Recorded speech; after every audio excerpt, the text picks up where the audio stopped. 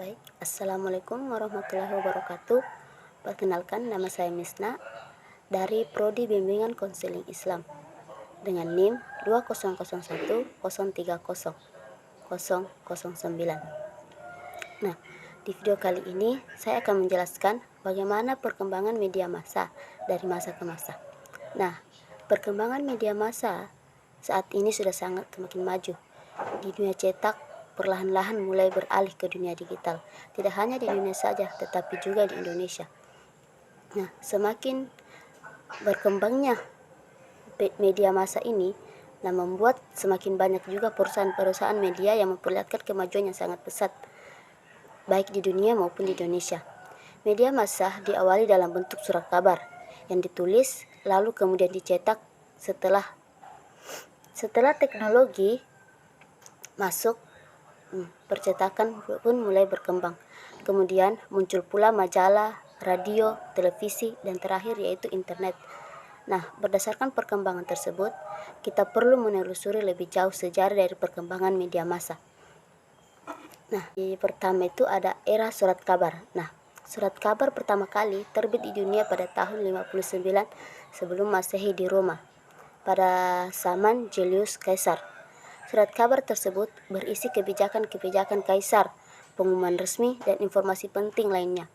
Pada masa itu, surat kabar tersebut masih berupa tulisan yang diukir pada logam atau batu. Surat kabar pertama di dunia yang dicetak adalah Relation. Surat kabar ini diterbitkan pada tahun 1605 oleh Johann Carolus di Jerman dan menggunakan bahasa Latin. Nah, di Indonesia sendiri, surat kabar telah terbit sejak zaman penjajahan Belanda pada tahun 1587 sampai 1629 yang berisi berita-berita dari Belanda yang ada di Indonesia.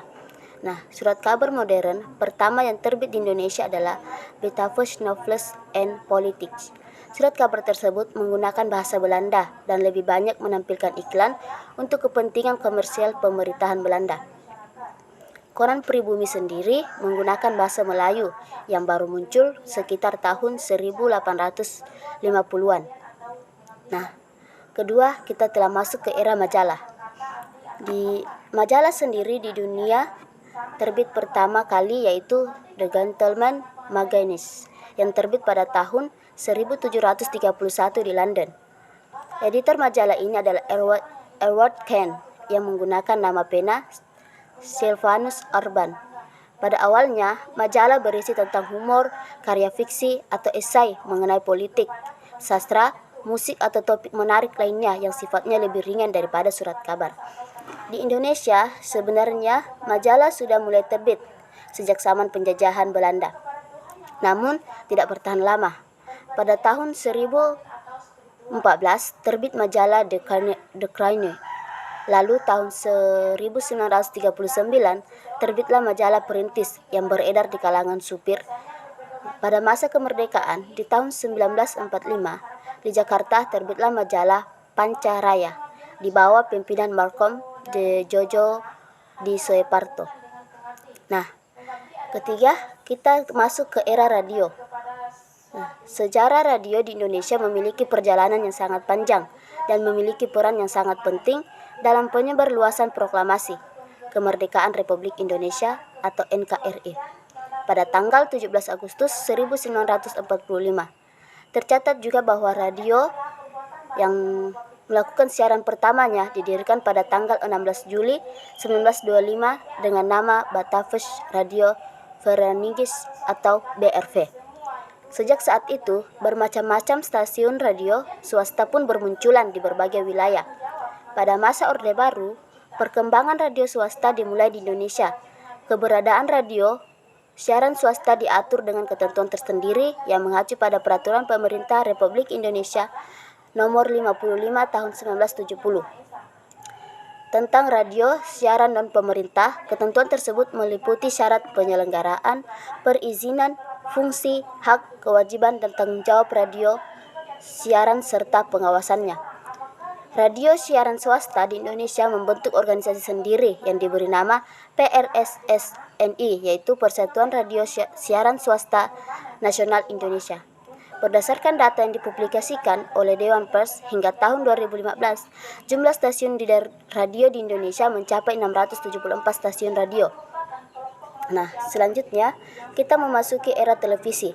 Sejarah televisi di Indonesia dimulai pada tahun 1962 yang ditandai dengan disiarkannya dua peristiwa besar di Indonesia, yakni peringatan kemerdekaan Republik Indonesia pada tanggal 17 Agustus di Istana Merdeka dan upacara pembukaan Asian Games keempat tanggal 24 Agustus 1962 di Gelora Bung Karno. Nah, di penghujung abad 20, semakin berkembangnya teknologi komunikasi telah membawa perubahan dalam transmisi siaran dan jumlah televisi swasta pun mulai bertambah. Sebagian besar wilayah Indonesia dapat dijangkau oleh siaran televisi.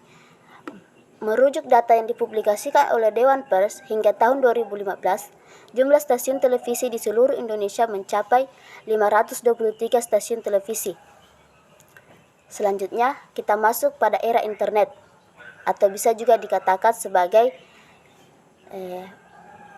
media massa yang muncul terakhir, yaitu internet mulai masuk ke Indonesia pada masa 1990-an.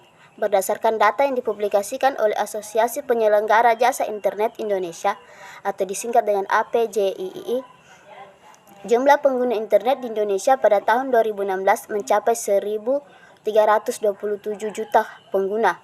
Dalam waktu 2 tahun, jumlah pengguna internet di Indonesia mengalami kenaikan sebesar 44,6 juta pengguna. Dibandingkan dengan jumlah pengguna internet tahun 2014 yang hanya mencapai 88,1 pengguna. Dari jumlah tersebut, sebanyak 47,6% atau setara dengan 63,1 juta pengguna internet menggunakan smartphone ataupun telepon pintar sebagai perangkat untuk mengakses internet. Nah, internet menggabungkan tampilan teks, gambar, suara maupun video untuk menawarkan kemudahan akses, biaya yang lebih murah, serta jangkauan yang lebih cepat dan lebih luas, sehingga menarik media cetak, radio sebagai bahan televisi untuk membuat portal versi online agar bisa bertahan.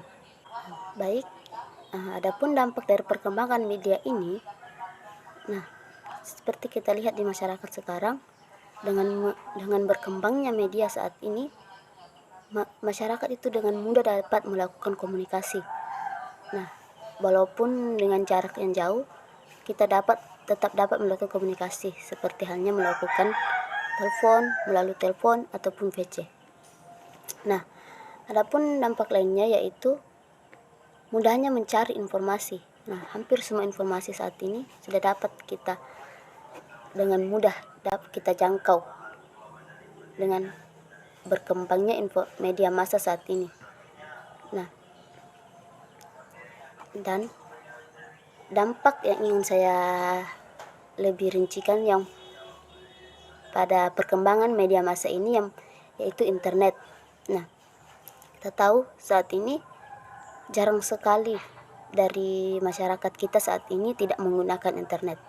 Nah, adapun dampak positif dan negatif dari internet yaitu yang pertama, kita dapat melakukan komunikasi yang tidak terbatas. Nah, saat ini internet tidak mengenal lagi jarak, baik jarak berkomunikasi ataupun jarak mencari informasi yang ada di internet. Nah, selain itu, kita lihat sekarang juga karena masa pandemi, nah, internet juga sangat digunakan sekarang dalam masa pendidikan. Dengan pemerintah melakukan sekolah online. Dan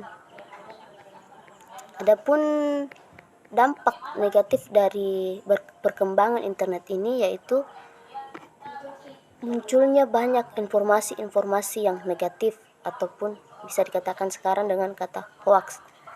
Nah, seperti kita lihat sekarang di masyarakat kita, masyarakat tidak lagi dapat bisa membedakan mana yang informasi yang benar dan mana informasi yang hoax. Bahkan dampaknya tuh tidak main-main. Bahkan ada orang yang meninggal karena dengan adanya informasi atau hoax. Nah, Selain itu, karena perkembangan internet juga ini, banyak sekali penipuan-penipuan yang terjadi. Dan selain penipuan, ada pun juga dampak yang sangat sering terjadi juga di kalangan kita itu, terutama untuk kalangan perempuan, yaitu pelecehan seksual. Nah, pelecehan seksual ini pun juga dapat terjadi secara online. Nah, kasusnya itu semakin lama semakin meningkat jumlahnya. Dan seringkali juga korban tidak menyadari bahwa ia sedang mengalami pelecehan seksual atau bahkan masuk ke perangkap pelaku. Nah, cukup sekian informasi dari saya. Saya akhiri dengan ucapan wabillahi taufiq wal hidayah. Assalamualaikum warahmatullahi wabarakatuh.